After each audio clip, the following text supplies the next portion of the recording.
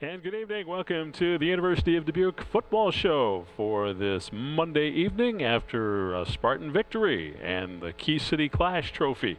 Once again, this year belongs to the University of Dubuque after their win against Loras College here at Chalmers Field. 34-27 was the final. Great crowd on hand. Weather turned out to be great, and it ended with a Spartan victory. Head coach Ryan Myeri, of course, joining me here this evening to talk about that game. And Coach, the atmosphere was electric, and the Spartans produced a home win. You accomplished three things at least. You got a win, your first one of the season. You also put yourself in first place in the American Rivers Conference, and you've got the key again. Yeah, it was, like you said, the atmosphere part, that was a great experience for our team, and I think our campus, and also for Loras. You know, they did a great job turning out as well. It was loud throughout the whole game, so it was just a cool environment with the rivalry. You know, yeah, it was 2 weeks in a row being at home, and, you know, seeing fans turn out for both teams was really special. Yeah, attendance says 3,450. There were probably some more in the stands than that, but that's the paid attendance for the ball game. But you know, you go to 1-0 in conference play and winning 7 of the last 8 by 1 score. So yeah, we shouldn't be surprised that that game is going to come down, you know, to the end, and this one did too. Yeah, there was just a lot of unknowns going into the game. Like, you know, both teams 0-2, coming off tough defeats in both games, really, and played very good competition. So coming into it is like, maybe we don't know what we don't know, and I thought both teams showed up and freaking battled, and that's what you really want to see. And, you know, they showed up ready to play. They kind of punched us in the mouth first. You know, within 56 seconds, I think they're already on the board, and off of a pick six. Their guy made a great play. We had a little misfire on it, and they went up. We're able to go up 14, and then our guys did a good job of just settling in. I think we were maybe a little too amped up getting into it, playing tight, and then the guys just after that, all right, first couple punches are in, now it's time to get up and respond, and I believe our guys did a really good job of that throughout the game. Yeah, they really did. After, like you said, it went down 14-0, and really didn't seem like there was any sense of panic on the sideline. Maybe in the crowd a little bit, but but not on the sideline. And the Spartans, like you said, responded. That was huge to have that response and take it down the field. 4 plays, 83 yards, and put it in the end zone. And after that, you could exhale a little bit. Yeah, the guys we put together a really good drive once we got the ball back. That third possession was really good to see. And then once we get some rhythm going with the offense, it kind of just turns into a tidal wave. And they did a really good job. Joey made a good read on the play, got the ball to Blake, and he kind of sprung loose, and that kind of what opened things up for us offensively, at least. You tied it after that, and then really feels like the switch flipped. First quarter touchdown pass followed by 3 unanswered touchdowns there to put you up 27-14. And so, just talk about how that played out. Yeah, defense did a really good job standing up and bouncing back from being put into some tough spots early in the game. I thought for the most part they played really well. We had to battle some penalties that unfortunately we made, and which put us in some compromised spots too. But they were really relentless through all of that. So it was really good to see them stand up, and then that gave the offense the opportunity to string together some drives and some points that were unanswered. So it was a good way to finish out the first half. Unfortunately, we had a penalty after a touchdown, which gave them a short field. We had a blunder as well. We kicked the ball out of bounds, which didn't take time off the clock, and every second mattered. It left 1 second for them to kick a field goal. You kick the ball in play on the kickoff, and they got to return it, or you squib it, and they can't. They got to have some type of return. Those are seconds that are taken off. And unfortunately, we have a young kicker, and he's doing his best, and went off the side of his foot and went out of bounds. So it was something that we should have put on the ground, and that would have maybe taken away those 3 points, and the game changes then at that point, going into the half. So now they get a little momentum and go down and get a field goal, and it was a good job by our defense to at least minimize it to that. And to your credit, I think Loris, they did get the ball in the second half to start the second half, and brought it to win a one-score game. But like you said, your defense stepped up quite a bit. 271 yards for Loris's offense through the day. But one of the big keys, you got pressure on their quarterback, especially in that second half. 4 sacks, and that was one of the big keys. Yeah. The sacks were huge. Anytime you can get an offense behind the sticks and they got to try to fight back, that's always a big challenge, and our defense did a really good job of that. We got great play from our front 7, and then also had some huge plays down the stretch. Tristan Villanueva stepped in at Mike for us because Jacob Garlick was down, and he had a huge day. I mean, his pick at the end of the game, that was the game saver right there, and then he was in on a number of tackles, and he overall had a great day in the middle of our defense too.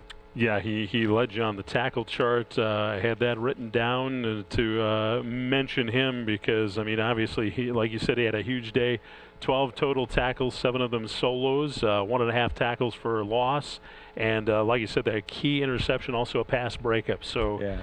He to definitely be able to come in as a true freshman and do that in this game, third week of the season in a rivalry game like that where all the emotions are high and the tensions are up, to be able to come in and play composed like that and have huge play after huge play that was big time.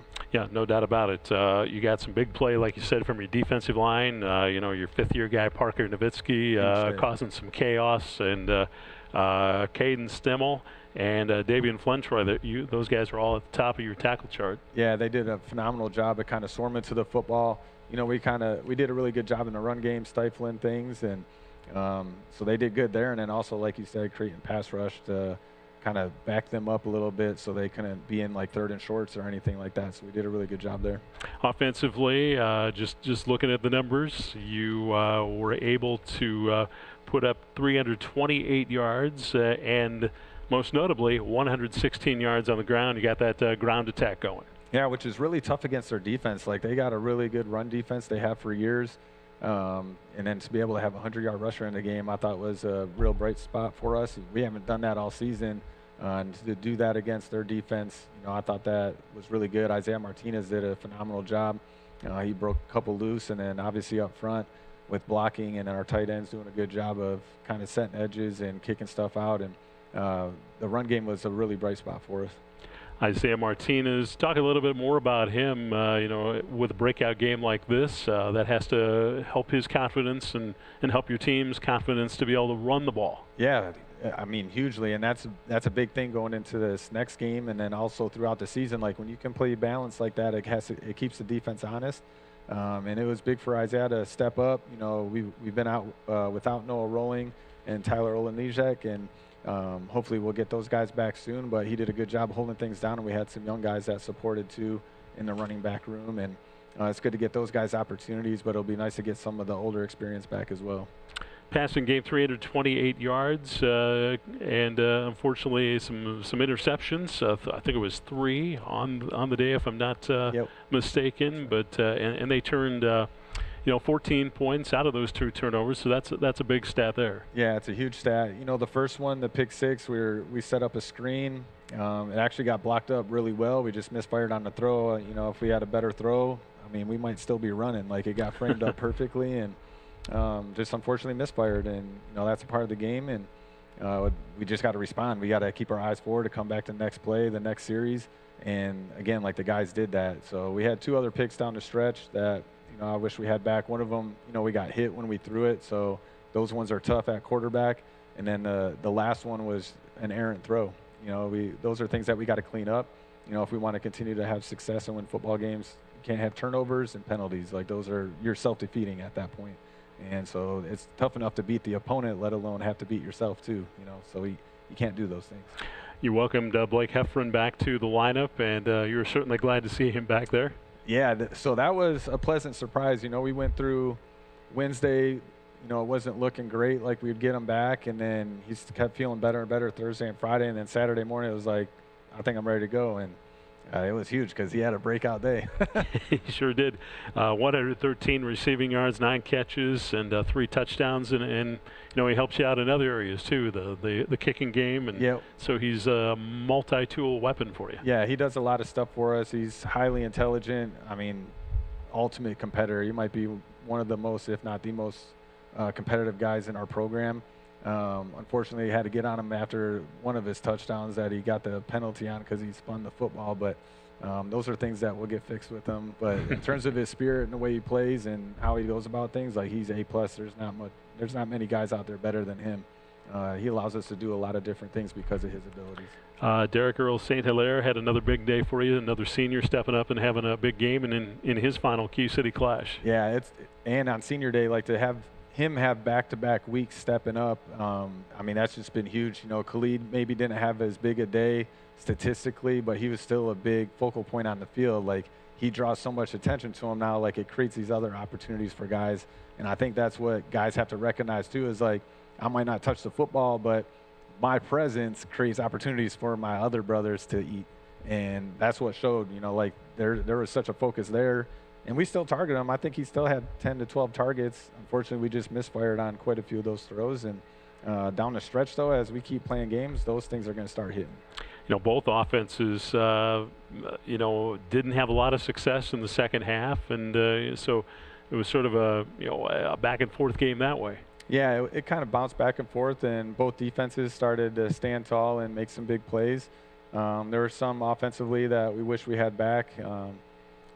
Both first half and second half, we had a play that was going to be really good, and we had a misfire and a snap that we ended up losing 21 yards on. And, again, those are kind of self-inflicted things that we could have taken care of ourselves. It wasn't anything like the opponent did. It was more self-inflicted, and those are things that we got to clean up and keep pushing forward with that. We touched on it just a little bit, but penalties really hurt, and some of those may be debatable, but it really helped Loris out. They had 9 first downs out of their 26 first downs came by penalty flag, and that's what allowed them to continue on some of those drives and eventually score. Yeah, some of them, like the most notable one, and it was a really great job of our defense, just said it, like being relentless and not letting circumstances outside of their control dictate how they perform. And we get down here, and they had to run 10 to 11 plays inside the 10-yard line, and we stopped them all. Wow. Yeah. And I think that says a lot about our defense, for one, but also our team. Like, everyone just started, like, banding together. It got super loud on the field, so it was a cool experience, you know, in that moment. And that kind of changed the tide of the game, too. Like, they had a great opportunity to even things up, and, you know, the guys banded together and battled through what was a challenging time, and that was awesome to see. And we mentioned it just a moment ago with one of your players, but a special day for your seniors, senior day, and you know, to have that key trophy as a senior once again in the trophy case over the football office. That's a big deal. Yeah, and I'm happy for our guys. You know, like, they battled, and, you know, through all the mistakes, at the end of the day, the objective is to win. And anybody can say whatever opinion they have about the win, what type of win it was, or how it looked, but that doesn't go on the final bottom line. It's a win. And I'm proud of our guys that they found a way through all of over the course of the game, being down, battling penalties, you know, battling mistakes. They found a way to do it. And to be able to keep the key on top of all that, like, that was a great thing for our guys. Yep, it's a win at the end of the day, and like we said, you're on top of the American Rivers Conference with a 1-0 record, getting ready for game number 2 on the schedule. And before we talk about that in our next segment, anything else about this past Saturday's game you wanted to touch on? No, I'm really proud of our guys and how they battled. You know, we have a lot of respect for Loris and, you know, their coaching staff. They do things the right way, and they came prepared. They came ready to battle, and I believe our guys did too, and found a way to finish it at the end of it. This is our UD football show with head football coach Ryan Myeri joining us here on Monday evening after a Spartan victory. Another big game on the schedule coming up this Saturday, and we'll talk about that. And in our third segment, we're going to get a chance to meet one of the assistants on the staff. And he's a familiar name to Spartan fans because he just got done playing for Dubuque. Wes Spitzmiller will join us and talk about his role on the University of Dubuque University of Dubuque coaching staff. So we'll talk about the game coming up this Saturday, which is a trip to Central College, and we'll do that when we return on the UD Football Show.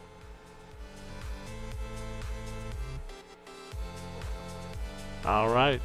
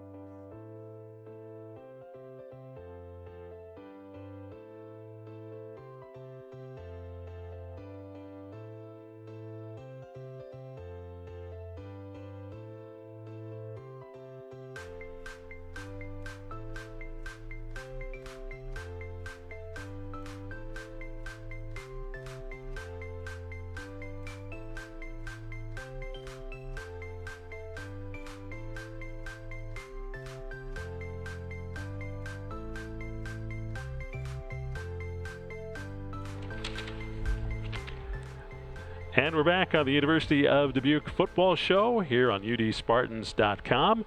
And you'll be able to view this Saturday's game on this website, as there will be a link available to the Central College broadcast. So we'll have that for you to view. If you can't make it down to Pella to cheer on the Spartans, which we hope you can, we invite you to come on or watch on udspartans.com. And I had something here I was going to bring up. Oh, yeah, after this week, it's going to be homecoming week on the University of Dubuque campus. So mark your calendars, plan to attend some of the homecoming events, October 2nd through the 4th. Friday is really the big day. Boy, I'm looking at this, Coach, and the University Barbecue Lunch. That sounds really good, 11 o'clock. And then the inauguration of new President Travis Frampton, the 12th president of the University of Dubuque. That's going to follow at 2 o'clock. So And then there's alumni reunion celebration, and there's a lot of other activities going on with the sporting events, and of course leading up to the Spartans' home football game. That's Saturday, 2 o'clock. So check the website, UD Spartans, and the University of Dubuque website, and you can find out more there. So that's always an exciting time, and I might have to sneak in for that barbecue. I don't know. Well, if you come over, let me know. I'll meet you over there. All right. All right. That sounds good. Well, first order of business, though, before that, you take a trip to Pella this Saturday to take on the Central College Dutch. They're a 3-0 team, and they're ranked 23rd by the AFCA Division III coaches poll, the latest one to come out, and I think D3 football as well. And obviously, going to be a tough matchup, but something you're looking forward to. Yeah, we're super excited about it. You know, week in and week out, we know it's going to be great competition. And, you know, the first 2 weeks non-conference game and then having a rivalry game this past weekend, you know, have prepared us for this opportunity. It's going to be great competition. You know, their program is a storied program, is really well coached. You know, they're very detailed in how they operate. So, you know, we're going to have to bring those same things. We got to be taking care of our responsibilities and approach the game in a focused way and be relentless like we've been talking about with our guys a lot. So they had a pretty easy win over Luther College last Saturday to open up conference play, 63-29, and then tougher non-conference victories over Illinois Wesleyan and Randolph-Macon. And what did you notice from those games? What were you seeing out of the Dutch? Yeah, I mean, very similar stuff to last year, the way that they, at least offensively, defensively, how they operated.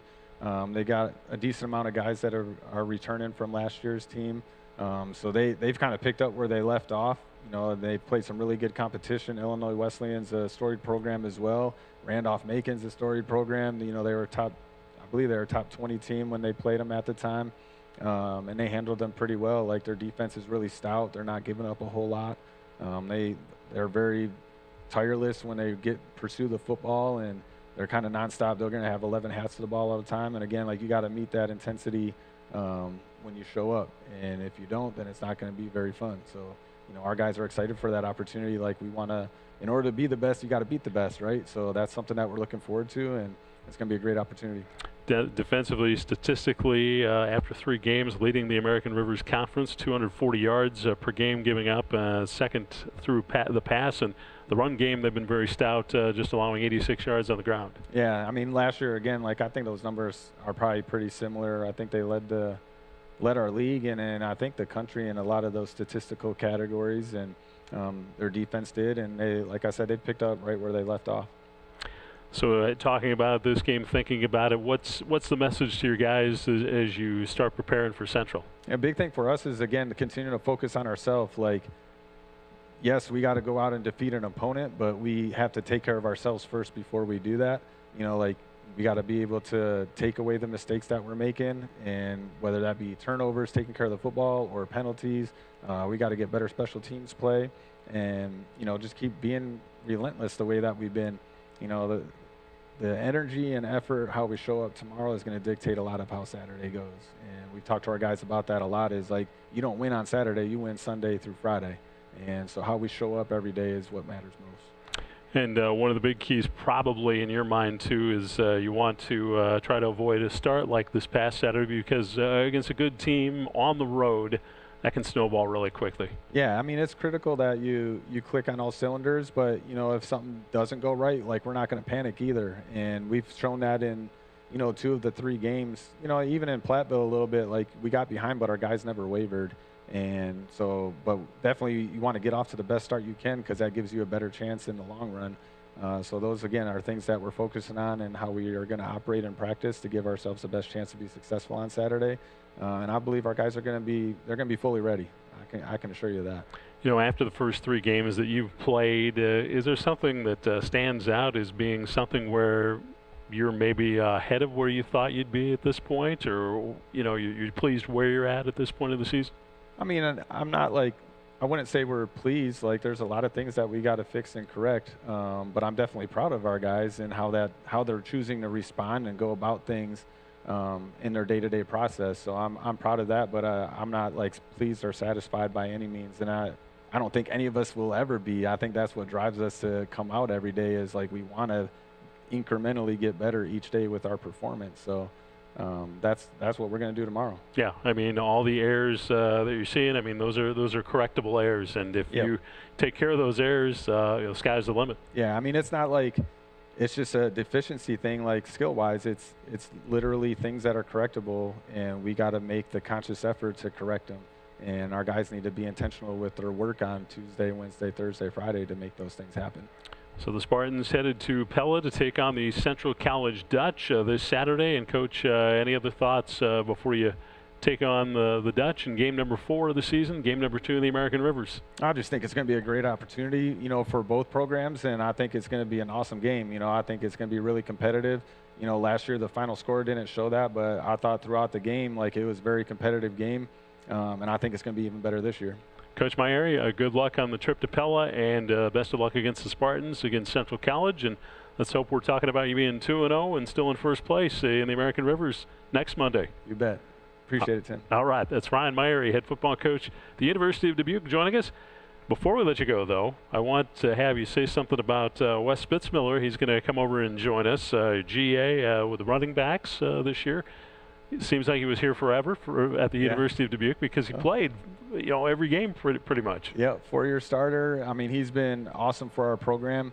The moment I got here, I mean, since day one, like, we've had a great connection. I kind of look at him as my son. Like, I've only known him for a year and a half, but, he's everything that I could add. Like, there's nothing more that he could do for our program that he hasn't already done. Like, he's just an A+ human being. You trust him with the keys to the car if he was your son? Well, I mean, he drives my kids around half the time in the golf cart, so definitely trust him. They're hanging out body parts all over the place on the golf cart. So, like, I trust him, with my family, and he's just a great guy, and he works his butt off. He's a tireless worker. He's going to make it really far in his career if he chooses to stick with it because of his work ethic and the way he goes about things. And he's a great family person.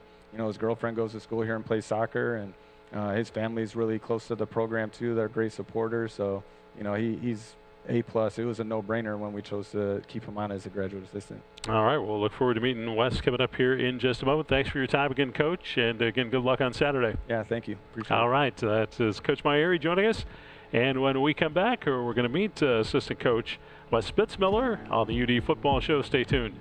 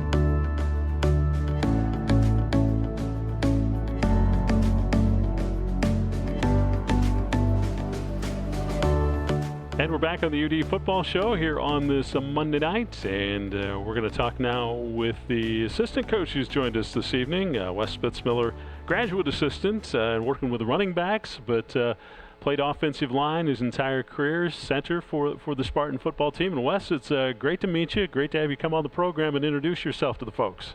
Appreciate it. Thank you for having me. No problem. Let's talk about your time as a Spartan here, and you continued on and with a coaching career. But let's talk about your playing career, and first of all, go back to when you decided to become a University of Dubuque Spartan. Yeah. So originally from St. Louis, didn't really get a lot of college recruitment. My senior year of high school was COVID, so kind of was struggling to find a place. I wanted to play ball still, so Dubuque ended up reaching out. I got on campus and kind of really fell in love with it. Ended up coming here fall of 21, got an opportunity early.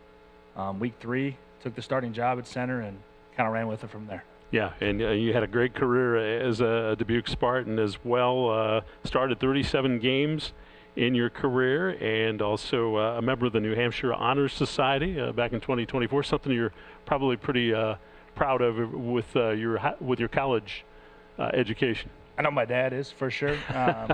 He's always preached academics, and when that happened, I know he was like, "Oh, you actually did something in college. Nice to hear." Well, that's awesome. Well, let's talk a little bit about making the switch to a coach. Is that something you've always been interested in, is being a coach? To be honest with you, no. Until about this past fall, we got the opportunity as an upperclassman. Coach Meyer really trusted us to help out with the JV games that were never a thing when I first started here. So kind of got an opportunity to see coaching from that aspect. And I really believe what he does, and he brought the real family aspect to it, like he was saying. I really do see him as a father figure in my life. I have a great father at home, but, it's kind of a dad that's away, and he really is a great mentor for me and as a player, and that's really transitioned into the coaching world as well. What have you learned about being a coach in your first year? It's definitely, you see the game in a different point of view. I think I've been opened up to things that I've never seen before as a player, and kind of seeing the things on the logistical side, or on the personnel side and stuff like that. Of course, you played offensive line for your career, but you're responsible for the running backs, and so that probably goes hand in hand because you're trying to open up a running game as an offensive lineman. So talk about how that has helped you with the running back job. For sure. Kind of just understanding blocking assignments and how run game works as overall. Really has helped the guys just, for me to be able to tell them and see it from an offensive line point of view has been helpful for them this year. The pass game for me was a little bit of a learning curve come last spring, but we have great staff around me that's really helped me kind of just guide me to that now. Let's talk about some of those running backs that you've got in your lineup there, and you did have a breakout game this past Saturday, which really helps the offense overall. I really have a really young group. With one guy over a sophomore, he's a fifth year, Tyler Olenichek. He showed a lot of adversity throughout his career, and he's a really good leader for our group. Another guy, Isaiah Martinez, who had that breakout game over 100 yards. Really good feeling for him, really good feeling for us as a staff to be able to get that run game going. He had some tough runs, broke a couple tackles on the first level to expand it to the second level, so really excited for him. He's only a sophomore, so excited to see what the future holds for him. Another guy, the local guy, Noah Rowland from Dubuque, went to Dubuque Senior. Another great hard runner, really good, very smart, really understands our playbook really well. Well, Dan, Wes, it's certainly been a pleasure having you here on the program. Anything else you want to share about the Spartan season to date, or I'm sure you're looking forward to this Saturday to see how that game plays out, the second game in American Rivers Conference play? No, I'm very excited. We started 1-0 in conference. Those last two games showed we learned from them. So, there's another week to go 1-0. So we're excited for that. Great to meet you, and best of luck to you and the Spartans coming up this Saturday and the rest of the season. Appreciate it, Tim. Thank you. You bet. That's Wes Spitzmiller, graduate assistant, joining us here on the University of Dubuque Football Show. And that's going to wrap up our show for this week, but be sure to tune in Saturday. If you can't make the trip to Pella, like I said earlier, you can watch the game here on udspartans.com. At 1 o'clock, it will be Central College's broadcast that they'll have. And then Jim Cloran and I will be back the following week for the homecoming contest against Nebraska Wesleyan. And, of course, next Monday night back here at 5 o'clock for the next University of Dubuque football show. So have a great rest of your week. For the UD Football Show, I'm Tim Larry.